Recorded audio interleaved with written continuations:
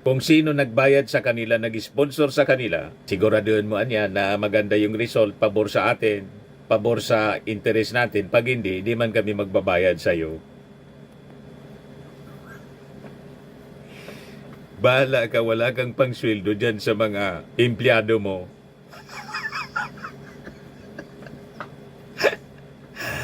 O di ba pa? Ganun na ngayon mga kababayan ang nangyayari. Most of the time, manipulated na po to condition the minds of the people. Kung sino yung nag-sponsor, nagpa-survey, kailangan pabor sa kanya. Pag hindi na yan uulit sa'yo. Hindi man niya nakuha yung objective natin to condition the minds of the people. Ano pat magpapasurvey tayo?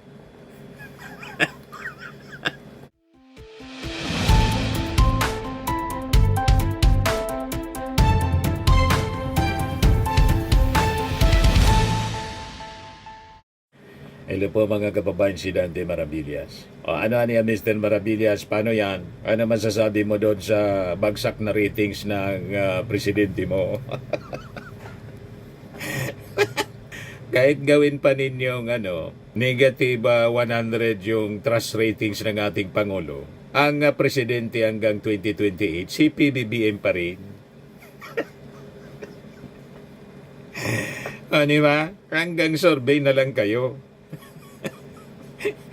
Hindi man po kakandidato yung ating Pangulong Bongbong Marcos sa 2028 para i-compare ninyo yung survey result, trust rating ng ating Pangulo, tapos kay Sara Duterte. Unang-una, mga kababayan, wala nang maniwala sa mga survey ngayon. Kahit yung survey ngayon ng SWS, mga kababayan, sino bang maniniwala doon? Yung mga reactions, mga kababayan ng mga tao, lahat negative, duda, kasi ngayon po na panahon ng materialistic world. Pera-pera na lang. At yung mga survey firms, mga kababayan, negosyo yan, lalo't sa panahon ngayon na malapit na ang eleksyon. Kung sino yung nagpapasurvey, yung nagpopondo ng survey, yung mga vested interest nila sa politika, sa kung ano, yun ang pinifavor po sa mga survey. Ang tawag dyan, manipulated research. Nang objective is to condition the minds of the Filipino public, of the Filipino people. Kaya dito po, nasira na yung mga surveys. Wala nang maniwala. O diba? Ang sumira po sa mga survey firms, sila man lang po. Kasi, sino ba naman maniniwala sa survey ngayon? Alam naman natin na ang ating Pangulong Bongbong Marcos, mga kababayan, kanda buktot na, kanda kuba na po sa pagtatrabaho. Tapos si Sara Duterte, wala mang ginagawa, maglakwat sa at manira sa ating gobyerno. Mataas yung survey ni Sara kaysa sa ating Pangulo. Yung ating Pangulo, negative 3.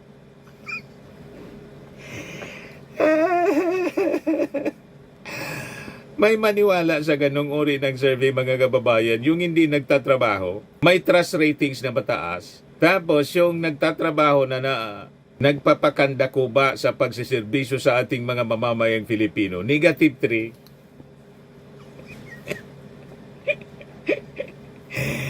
3. O di ba po? Naglulukuan na lang tayo, mga kababayan, pag may naniwala dyan, kayo-kayo na lang po ang naglulukuhan. Tama po? Kaya yung trust ratings ng ating Pangulo, maniwala kayong negative 3 na lang po. Tapos positive 31, si Sara, na sabi ni Yusek, pag nagalitan niya, parang si Chucky. Sabi ni Yossi Castro, BP Sara, kamukha ni Chucky.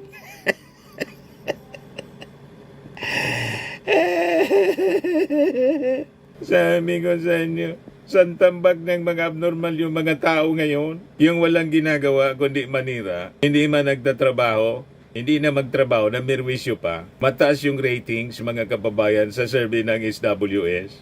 Ayan o. Kaya tingnan ninyo yung mga reactions ng mga tao. Lokohin niyo sarili ninyo, Sara Lustay. Sabi ni Lorna Domanico, wala na pong maniwala. Sabi ni Sunny Vargas, mind conditioning na naman yan ng mga survey firm. Tapos pag eleksyon, ang COMELEC ipoprogram na sa hocus picos. kung sino palagi nangunguna sa survey tulad ng nangyari sa senatorial resort last election. Hindi man po, mali yung survey sa actual result ng eleksyon. Ano ba po mga kababayan? Kaya wala na pong maniwala sa survey kasi lumalabas, manipulated research. Ayan kala ninyo, maloko ninyo kami. Manipulated research refers to intentionally altering variables or data in an experiment or more negatively fabricating results, falsifying data, or using deceptive tactics. Malamang yan ang ginagawa ngayon kasi po, sa totoo lang po, ako kasi alam ko yan kasi galing ako sa mainstream media. Alam ko ang kalakaran, ang likaw ng mga bituka ng mga taong yan. Kung sino nagbayad sa kanila, nag-sponsor sa kanila, siguraduhin mo yan na maganda yung result, pabor sa atin, pabor sa interest natin. Pag hindi, di man kami magbabayad sa iyo. Bahala ka, wala kang pangsweldo dyan sa mga empleyado mo.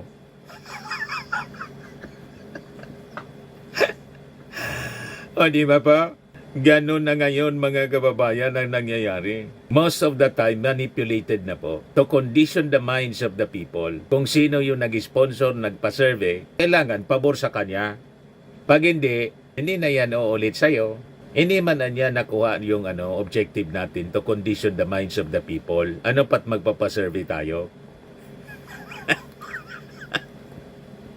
Nagets na ninyo, mga kababayan. Kaya kung gusto ninyong maniwala sa mga survey, nasa sa inyo po yan. Pero kami, lalo na po ako na namulat sa mainstream media, paano ng GMA, ganun po yung ginawa nila. Condition the minds of the people na mananalo si GMA. Ano nangyari po? Kasi run away po sa mga totoong survey. Si Fernando po Jr. noon. Ang ginawa nila, nag-meeting. Kasama ko dun sa na-invite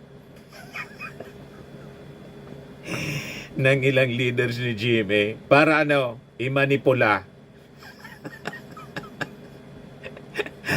yung mga survey sa radyo, mga kababayan, pati yung result ng eleksyon para madali yung hilugarsi. Nagtagumpay po yung hilugarsi. Nakaupo si GMA. Malamang sa malamang, lalo ang advisor po ni Sara Duterte, si hilugarsi pa rin. Kaya huwag tayo nagpapaniwala sa mga ganito pong kwento. Di ba po? Tama itong mga reactions ng ating mga mamamayang Filipino. Hindi sila maniwala. Kasi kita naman po kung sino yung nagtatrabaho at kung sino yung hindi. Hindi na nagtatrabaho, nanggugulo pa. Pagkatapos, ganon ang ratings po. Yeah. -3 yung ating Pangulo. Pagkatapos si Sara, +31. Ayan ang mga reactions ng mga tao. Totoo po yan, pinipili lang ang sinasurvey. Ako nga, naging senior citizen na. 40 years na ako dito sa Maynila. Hindi pa ako natatanong sa mga survey na yan. Sila lang ang nakakaalam kung sino yung tinatanong. At yung tinatanong nila, number of respondents po, 1,200 lang.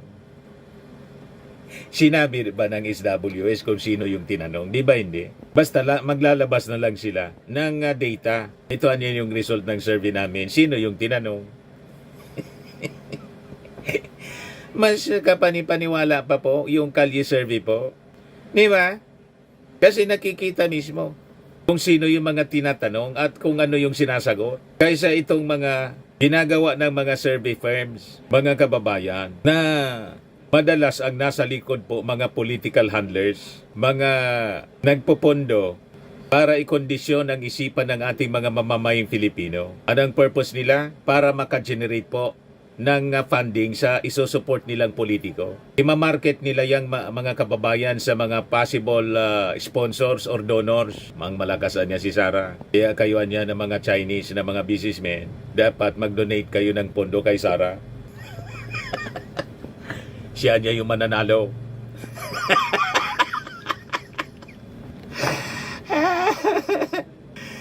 Ganon po. Karamihan sa mga ganyan, ganon ang intensyon. Kaya nakita ninyo, napakalayo pa po ang eleksyon. At hindi man kandidato yung ating Pangulong Bongbong Marcos, pero lagi pong sinasurvey. At madalas, ang leading palagi po si Sara Duterte. Ano yung intensyon na nasa likod ng mga handlers po ng ganyan? Para yung gustong tumakbo at labanan si Sara, gumastos din po sa survey.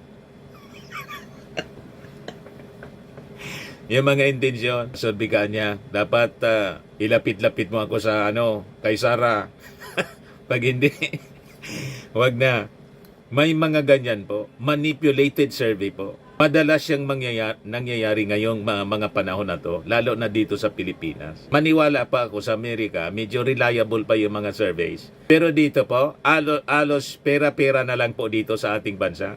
Ginagawa nilang negosyo itong mga surveys na to, mga kababayan, para i-market sa mga politiko na gustong tumakbo, para makaraise po ng pondo sila sa mga nag-intensyon na lumaban pagkapangulo, sa pagka-vice-presidente, sa pagka-senador. Kaya ito mga reactions na to ng mga tao sa mga surveys ngayon, valido po ito. Ayan mind conditioning niya. Sabi naman ni Josephine, just wondering, are these surveys reliable, can be trusted, and really reflect people's sentiments? Or just a mere display or one's affluency or influence, so to speak? Duda na po yung ating mga mamamayang Filipino. Valid po yung kanilang pagdududa kasi hindi na po reliable ang mga surveys ngayon. Pera-pera na lang po ngayon, mga kababayan. Ginagawa nilang negosyo. E nakita ninyo, naglalabasan ang iba-ibang mga survey firms. Nagko-compete sila para sa mga kliyente. Kasi noon, dalawa lang na survey firm. Tanga naman sila, yan lang ang kumontrol sa negosyo. Dapat niya, gawa din tayo ng sarili nating survey firm. Kaya ngayon po, ang dami na mga kababayan, pasikatan sila.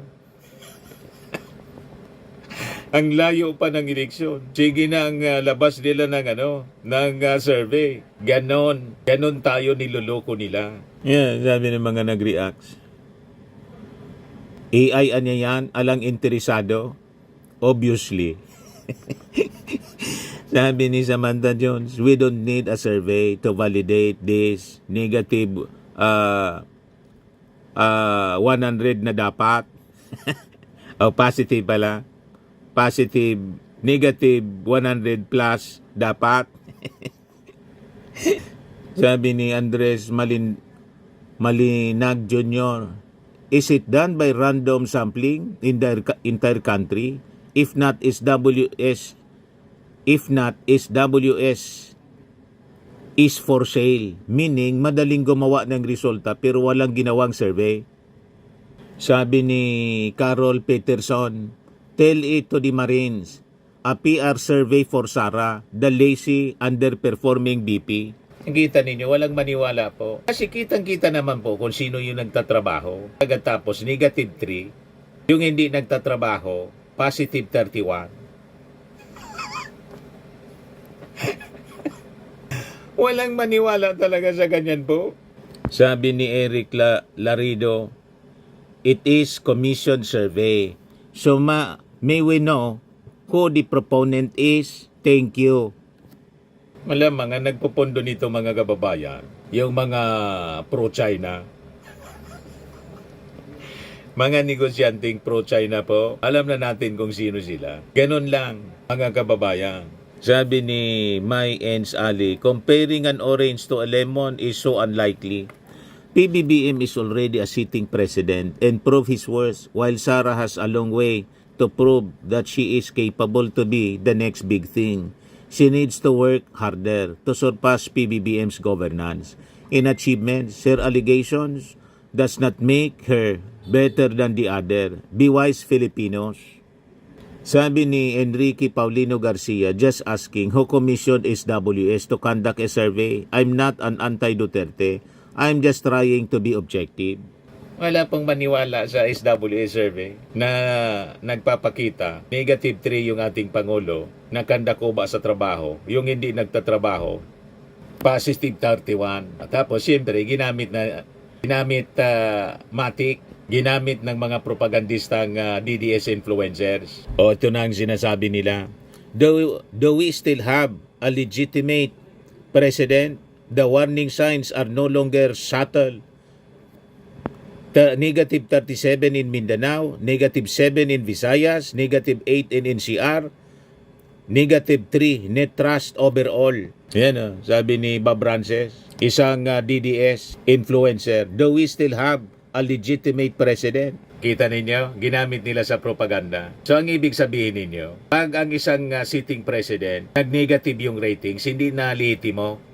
Magpakita kayo ng batas na nagsasabi na pag mababa ang rating sa survey ng isang presidente, hindi na siya dapat nauupo bilang presidente. Pag may batas kayong maipakita, di okay. Wala man pong ganyan.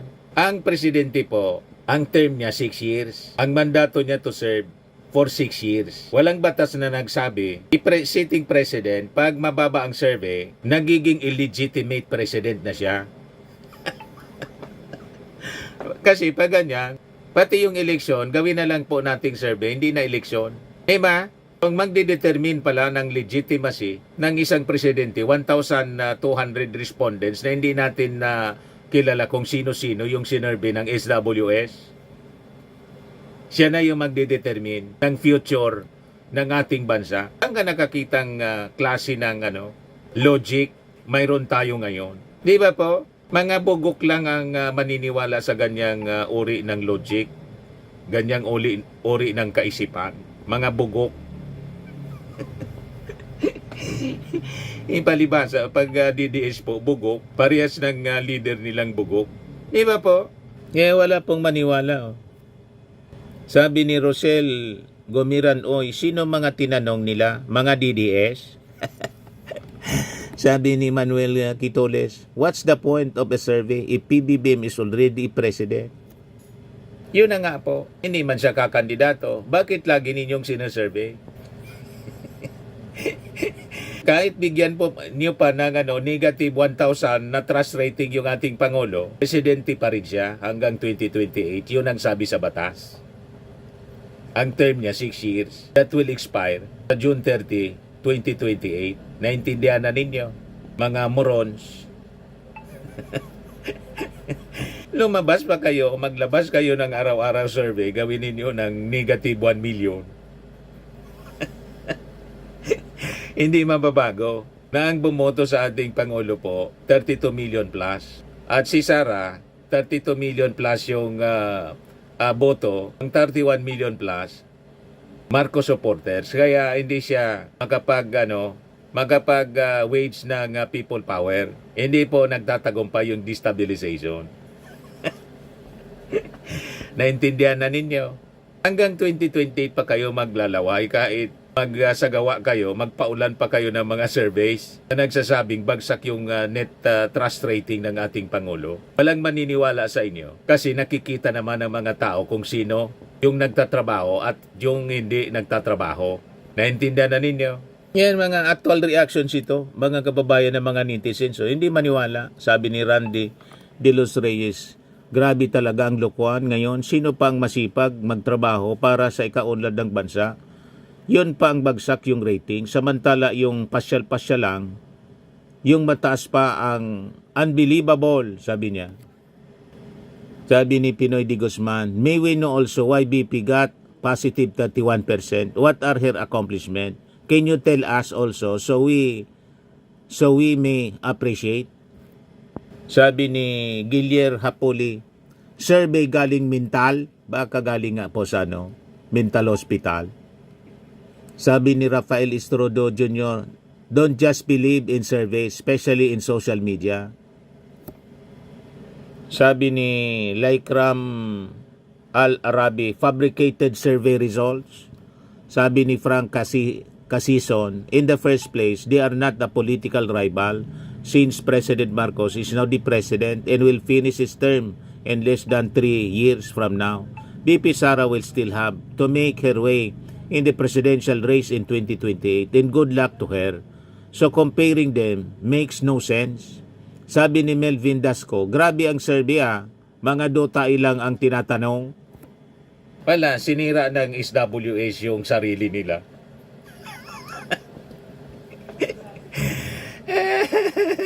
So malamang manipulated survey po siya na ang purpose to establish cause in effect by changing one factor, the independent variable, to see its effect on another.